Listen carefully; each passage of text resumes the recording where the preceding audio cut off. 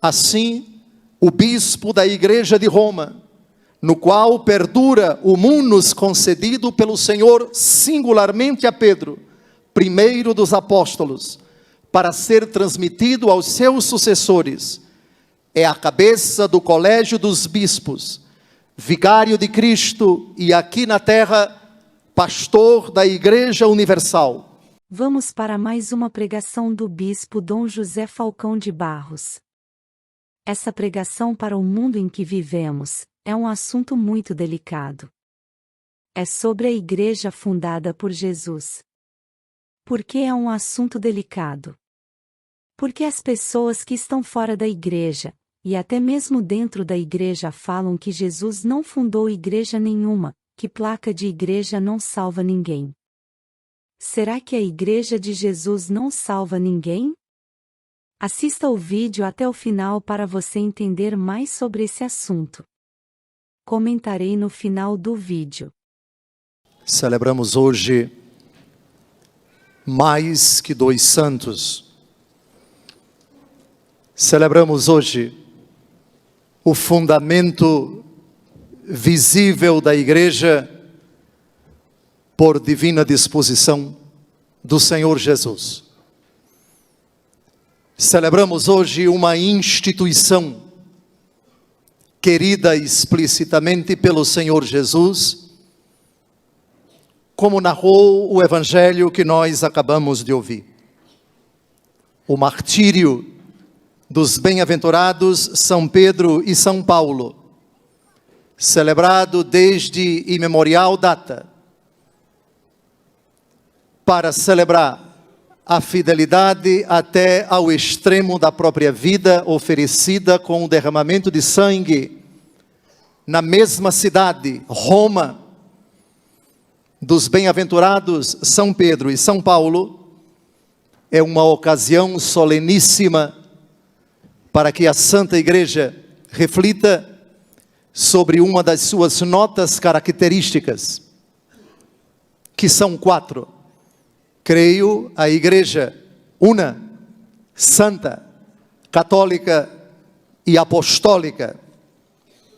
Apostólica, esta é a nota característica que convém refletir no dia de hoje. O Catecismo da Igreja Católica diz que a Igreja, ela é precisamente apostólica, porque está alicerçada na pregação e no testemunho dos apóstolos. A fé que nós pregamos, a fé que é o sustento, o fundamento e a segurança das nossas vidas, é a fé recebida desses homens, as primeiras testemunhas da ressurreição.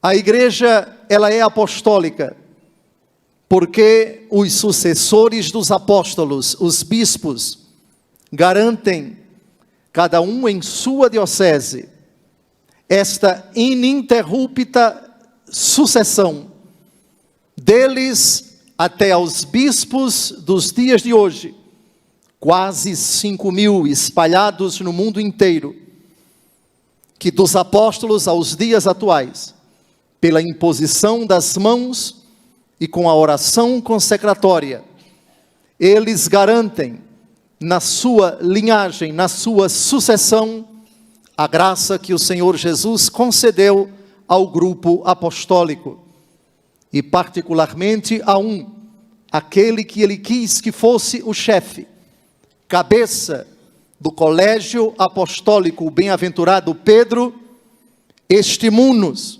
que nosso Senhor quis que perdurasse, enquanto Pedro vivera pessoalmente, individualmente nele, não desaparecesse. Assim, o bispo da Igreja de Roma, no qual perdura o munus concedido pelo Senhor singularmente a Pedro, primeiro dos apóstolos, para ser transmitido aos seus sucessores, é a cabeça do colégio dos bispos, vigário de Cristo e aqui na terra, pastor da Igreja Universal. Ele, portanto, o bispo de Roma, em virtude do seu ofício, tem na igreja, a igreja espalhada no mundo inteiro, 1,250 bilhão de fiéis. O poder ordinário, supremo, pleno, imediato e universal, que pode sempre exercer livremente. Cada bispo em sua diocese é o sinal visível da unidade desta igreja particular, enquanto ele é pastor, garante da fidelidade da doutrina que Cristo Jesus confiou à igreja, para que fosse fielmente guardada, santamente meditada, piedosamente perscrutada e zelosamente transmitida. O bispo, na sua diocese, sucessor dos apóstolos, é o elo visível de unidade da igreja, juntamente com o sacramento da Eucaristia, enquanto unido com todos os bispos espalhados no mundo inteiro, com e sob a autoridade do sucessor do bem-aventurado Pedro. São Pedro e São Paulo tiveram muito em comum, malgrado suas diferenças de temperamento, de reações diante das adversidades, cada um também com suas fragilidades. Eles, porém, dotados de um amor indescritível a Cristo Jesus e a sua igreja. E é precisamente na fragilidade dos apóstolos, e não é difícil encontrar limitações lendo os textos do Novo Testamento, que aí reside a grandiosidade da igreja de Cristo. No evangelho que nós acabamos de ouvir, em Cesareia de Filipe, Jesus indaga os apóstolos acerca de si. Que dizem os homens ser o Filho do Homem? Eles responderam: uns dizem João Batista, outros Elias, outros Jeremias, outros alguns dos profetas. A pergunta não é capciosa, é pedagógica. Uma coisa é o que o povo pensa, mas Jesus aqui prepara-se para evidenciar uma instituição que ele quisera desde toda a eternidade. Por isso, e vós, quem dizeis que eu sou? A pergunta tem uma intenção clara. Pela primeira vez, durante sua vida pública, alguém revelará de forma precisa quem é Jesus, de onde ele veio, qual é a sua missão. E ele não quis que isso viesse dos lábios de sua Santíssima Mãe, quis que viesse dos lábios de um pescador da Galileia. Simão Pedro respondeu: tu és o Messias, o Filho de Deus vivo. É a primeira pessoa quem evidencia com seus lábios o essencial da nossa fé acerca da pessoa de Jesus. Maria Madalena disse: mestre, olhando para Jesus ressuscitado, e queria abraçá-lo, e Jesus disse: não me toque. Isso não foi machismo, isso foi uma advertência. Pedro não disse mestre, Pedro disse: tu és o Messias, o Filho de Deus vivo. O Messias, o objeto das profecias do Antigo Testamento, o ungido do Pai, Filho de Deus vivo, um título não só messiânico, mas divino. Isso não foi obra da carne. Jesus é quem diz: tu és feliz, Simão, filho de Jonas, porque não foi um ser humano que te revelou isso, mas o meu Pai que está no céu. E agora vem a declaração, agora vem a evidência da instituição que Deus Todo-Poderoso determinou desde toda a eternidade. Eu te declaro, tu és Pedro, e sobre esta pedra construirei a minha igreja, e o poder do inferno nunca poderá vencê-la. E eu te darei as chaves do reino dos céus, de sorte que tudo que ligares na terra será ligado nos céus, e tudo que tu desligares na terra será desligado nos céus. Porque Jesus transforma o nome de Simão para Pedro? Porque Pedro, com esse testemunho, é, na verdade, o vigário da humanidade que testemunha Cristo, e será vigário de Cristo para a humanidade com o munus que ele vai receber. Vigário, aquele que representa outro. Assim como o sacerdote no Antigo Testamento representa a humanidade quando oferece o sacrifício perante Deus, da mesma forma é o representante de Deus, o mediador entre Deus e os homens ao realizar o sacrifício. Jesus também quis que sua igreja tivesse um vigário dele, que fosse ao mesmo tempo fundamento, que fosse ao mesmo tempo a base, que fosse ao mesmo tempo o alicerce. Santo Agostinho, comentando precisamente essa divina instituição, explica por que São Pedro é a rocha sobre a qual Cristo quis edificar a sua igreja. No sermão 295, diz o grande bispo doutor de Hipona: sobre esta pedra construirei a fé que haverás de proclamar. Sobre a afirmação que tu fizeste, Pedro, tu és o Messias, o Filho do Deus vivo, construirei a minha igreja, porque tu és Pedro. Pedro vem de pedra, não é pedra que vem de Pedro. Pedro vem de pedra, como o cristão vem de Cristo. Agora é muito importante olhar por que São Pedro é o alicerce da igreja, respondendo a uma breve dificuldade. O apóstolo Paulo diz na primeira aos Coríntios, capítulo 3, versículos de 4 em diante, que ninguém pode pôr outro fundamento, a não ser aquele que já foi posto, Cristo Jesus.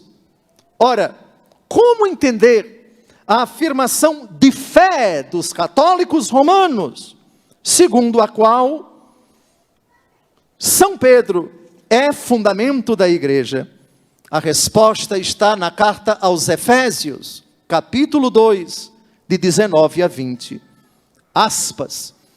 Já não sois hóspedes nem peregrinos, mas concidadãos dos santos e membros da família de Deus, edificados sobre o fundamento dos apóstolos e profetas, tendo por pedra angular o próprio Cristo Jesus.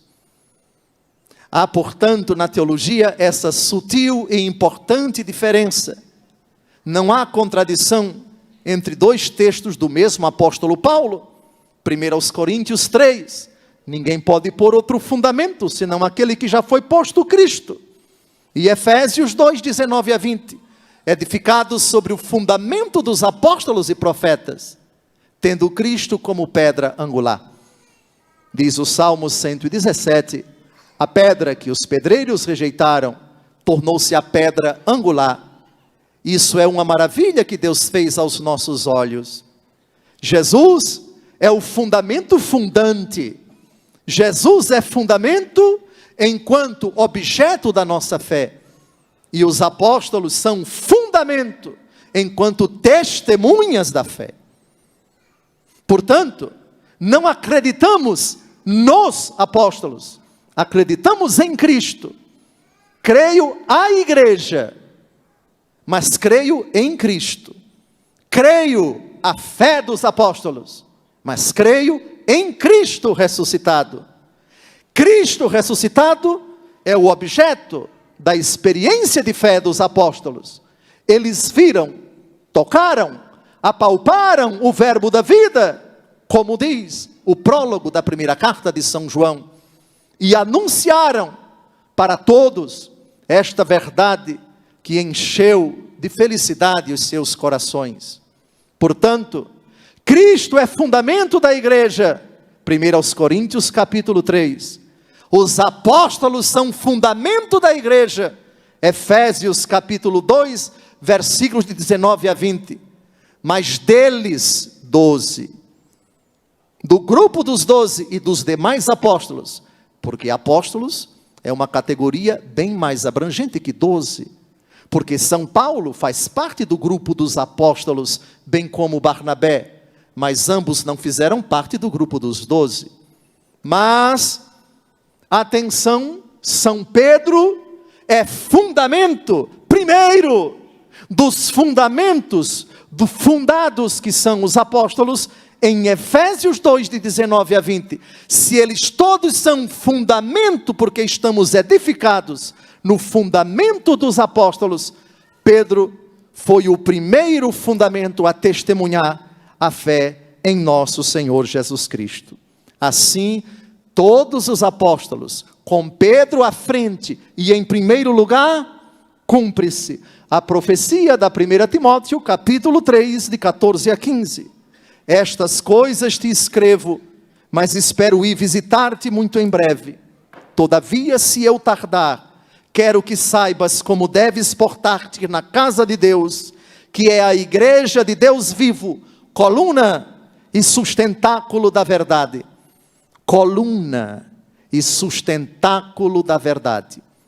Se nós temos fundamentos, sobre esse fundamento se erige, se eleva, se edifica esta coluna que é a igreja de Cristo. A igreja ao longo dos séculos, e ela nunca pode ser chamada de pecadora. Quem diz que a igreja é santa e pecadora, devia se confessar, porque de teologia entende muito pouco. A igreja é santa. Alguns dos seus filhos, Maria Santíssima, exceção à parte, muitos dos seus filhos são sujeitos ao pecado, mas a igreja enquanto tal é pura, é santa, é imaculada, porque a sua cabeça é Cristo. Um corpo, quando está maculado, não é somente os troncos e os membros que estão maculados, a cabeça também. Dizer que a igreja é pecadora é conspurcar a cabeça que é Cristo e dizer, ele também cometeu o pecado. A igreja é santa e necessitada de purificar-se. A igreja é santa e não pecadora, mas sujeita nos seus membros, exceção a Virgem Maria, ao pecado. Cuidado, portanto, amados, no dia do Papa, a nossa obrigação de zelar, de pensar duas vezes, de lavar a boca, quando o assunto é a igreja. Gálatas capítulo 4, versículo 26, esta é a Jerusalém celeste, ela é a nossa mãe, e da mãe nunca se fala mal, e de mãe não se critica, não se debocha, não se ridiculariza, e diante de qualquer ataque à mãe, a defesa tem que ser imediata. Mexeu com o Papa, mexeu conosco, mexeu com a igreja, nossa mãe, mexeu conosco. Tu és Pedro, tu fundamento, e sobre ti edificarei minha igreja. Pronome possessivo, singular, feminino. Uma igreja.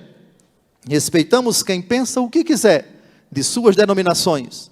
Os católicos, porém, no dia do Papa, no dia da solenidade de São Pedro e de São Paulo, respeitando as convicções de quem quer que seja, reforça diante do altar a única igreja que Cristo quis, foi a igreja edificada sobre Pedro.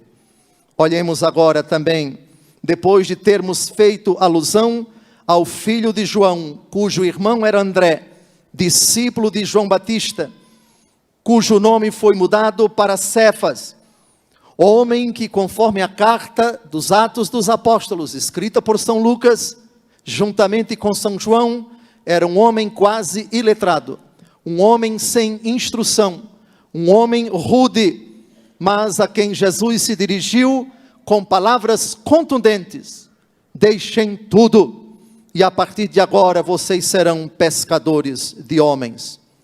Foi a este homem que Jesus entregou esta ínclita única e insubstituível responsabilidade: apacentar o seu rebanho. 3 vezes Jesus lhe disse: apacenta as minhas ovelhas. Depois de lhe ter perguntado: tu me amas? E na primeira pergunta: mais do que estes? Malgrado sua limitação, malgrado sua traição, malgrado as 3 negações, quando Jesus foi preso, Jesus entregou a barca da igreja para ser regida por este pescador. Jesus entregou o seu rebanho para ser governado, apacentado por este homem, e na pessoa dele, perdurando o seu ofício nos seus sucessores, todos eles bispos de Roma, desde Lino, Cleto, Clemente e todos os outros, 265, até o atual sucessor de Pedro, sua santidade, Papa Francisco. Olhemos agora para a grandiosidade de outro apóstolo, Paulo, que se chamava Saulo ou Saul, em homenagem ao primeiro rei de Israel. Nasceu entre os anos 5 e 10 da era cristã, na cidade de Tarso, capital da Cilícia, Ásia Menor, atual Turquia. Descendente de judeus da diáspora, pertencia à tribo de Benjamim, rigoroso observador da lei dos pais, profundo conhecedor das línguas grega, hebraica, latina e aramaica. Foi criado e feito rabino aos pés de Gamaliel, citado no Novo Testamento, particularmente nos Atos dos Apóstolos. Nutria um ódio mortal pelos cristãos. No capítulo 7 dos Atos dos Apóstolos, ele é o responsável direto pelo primeiro martírio da história da igreja de um adulto, o diácono Santo Estevão. E no caminho para Damasco, capital da Síria, Cristo ressuscitado lhe aparece. Ele fica cego e, dócil ao Senhor, se faz batizar por Ananias na cidade de Damasco. Entra em contato com os discípulos e apóstolos de Jesus Cristo, particularmente Pedro, Tiago e João, e conhecendo aos poucos o mistério do cristianismo, de perseguidor passa a ser perseguido por aqueles que queriam ver a igreja destruída. 3 viagens missionárias do apóstolo Paulo no mundo antigo, que compreendia milhares e milhares de quilômetros, desde a Ásia Menor, atual Turquia, parte da Europa e boa parte do Oriente Médio e Próximo. Infatigavelmente anunciando o nome de Cristo, funda diversas comunidades e confirma na fé em Cristo ressuscitado outras tantas. É preso e cruelmente perseguido pelos seus desafetos, os judeus do seu tempo. Dos 27 livros do Novo Testamento, 12 são dele. 2 cartas aos cristãos da cidade de Tessalônica, na Grécia, Tessalonicenses 1 e 2. 2 cartas aos cristãos da cidade de Corinto, na Grécia, 1ª e 2ª aos Coríntios. Uma carta aos cristãos da região da Galácia. Uma carta aos cristãos da cidade de Roma. Uma carta aos cristãos da cidade de Filipos, Filipenses, na Grécia.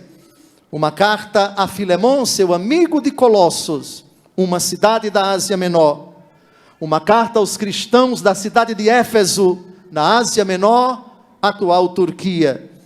2 cartas que ele escreveu àquele que ele gerou na fé, o bispo Timóteo. E uma carta que ele escreveu ao seu filho também na fé, Tito. 2 vezes esteve preso em Roma. Os Atos dos Apóstolos narram, no seu final, a primeira prisão de Pedro, de Paulo, e parece que ele foi libertado para continuar o seu ministério. Depois vamos encontrá-lo idoso e já seguro de que vai ser morto no 2º cativeiro, profundamente doloroso, na cidade de Roma. E isso se encontra na 2ª leitura que nós acabamos de ouvir. Eu já estou para ser derramado em sacrifício. Aproxima-se o momento de minha partida. combati o bom combate, guardei a fé, completei a corrida, e desde já me está reservada a coroa da justiça, que o Senhor justo juiz me dará naquele dia. O Senhor que me deu forças, esteve ao meu lado, fez com que a mensagem fosse anunciada por mim integralmente, e ouvida por todas as nações, e eu fui libertado da boca do leão. Assim, alguns meses antes do seu martírio na cidade de Roma, com a cabeça decepada, algum tempo depois do martírio do seu grande amigo e companheiro de evangelização, o apóstolo Pedro, que na primeira leitura de hoje vai para o calabouço, mas o anjo do Senhor o livra. Também o apóstolo Pedro sofreu cruelmente, e ele diz no final da leitura de hoje: agora sei que o Senhor enviou o seu anjo para me libertar do poder de Herodes e de tudo que o povo judeu esperava. Sim, foi na perseguição que o imperador Nero moveu contra os cristãos na cidade de Roma, que o apóstolo Pedro, segundo a antiquíssima tradição, foi crucificado de cabeça para baixo. Os restos mortais de ambos encontram-se em Roma. Por isso Roma é tão importante para nós. É o coração da cristandade, porque lá estão sepultados esses dois heróis, essas duas colunas, esses dois baluartes da fé. Termino esta brevíssima homilia de 15 segundos, citando o maravilhoso testemunho do apóstolo Paulo, que certamente se aplica a ele, a Pedro, e a tantos que ao longo desses 2000 anos, derramaram o seu sangue, consumiram suas forças, em favor do anúncio do Evangelho de Jesus.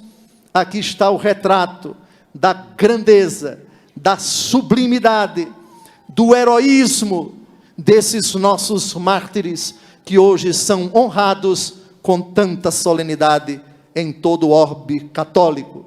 1 aos Coríntios 9, de 16 a 23. Anunciar o Evangelho não é glória para mim, é uma obrigação que se me impõe. Ai de mim se eu não anunciar o Evangelho. Se o fizesse de minha iniciativa, mereceria recompensa. Se o faço independentemente de minha vontade, é uma missão que me foi imposta. Então, em que consiste minha recompensa? Em que na pregação do Evangelho o anuncio gratuitamente, sem usar do direito que esta pregação me confere. Embora livre de sujeição de qualquer pessoa, eu me fiz servo de todos, para ganhar o maior número possível. Para os judeus, fiz-me judeu, a fim de ganhar os judeus. Para os que estão debaixo da lei, fiz-me como se eu estivesse debaixo da lei, embora não o esteja, a fim de ganhar aqueles que estão debaixo da lei. Para os que não têm lei, fiz-me como se eu não tivesse lei, ainda que eu não esteja isento da lei de Deus, porque estou sob a lei de Cristo, a fim de ganhar os que não têm lei. Fiz-me fraco com os fracos, a fim de ganhar os fracos. Fiz-me tudo para todos, a fim de salvar a todos. E tudo isso faço por causa do Evangelho, para dele me fazer participante.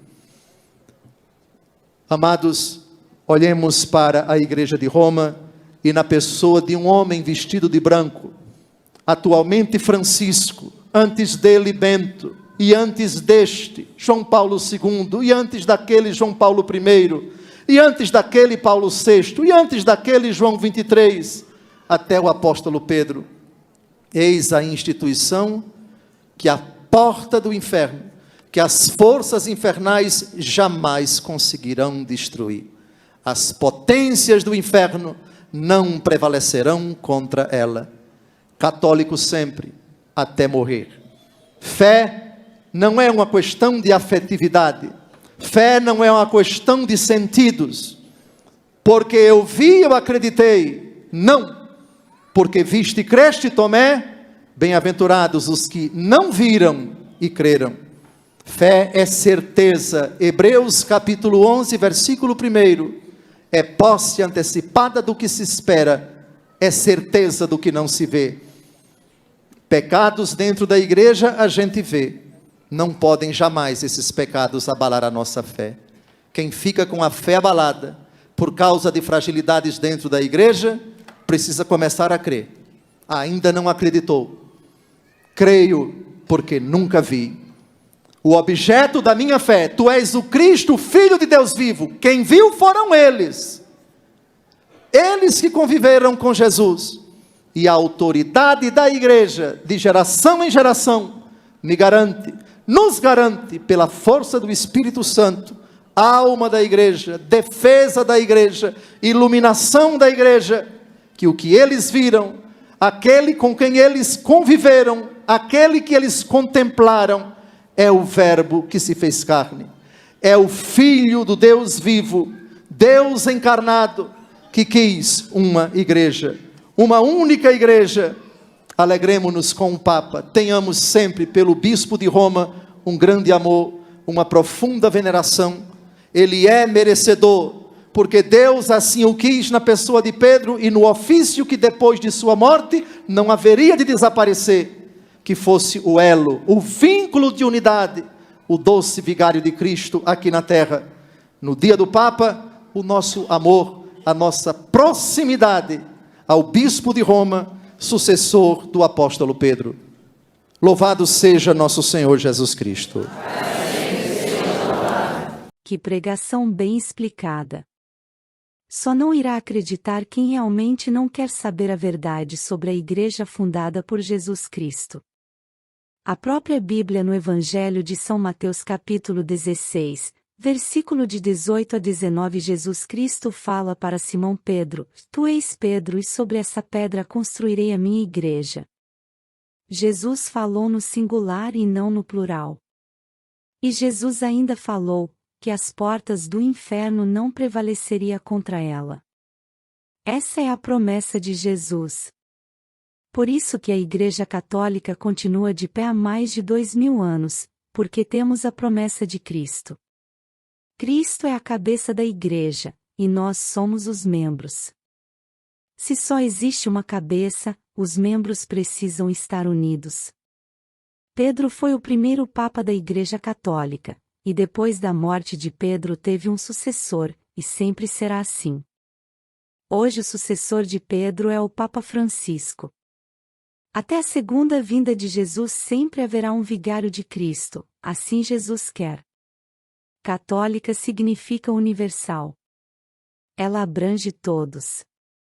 Está aberta para todos. Está em todos os lugares.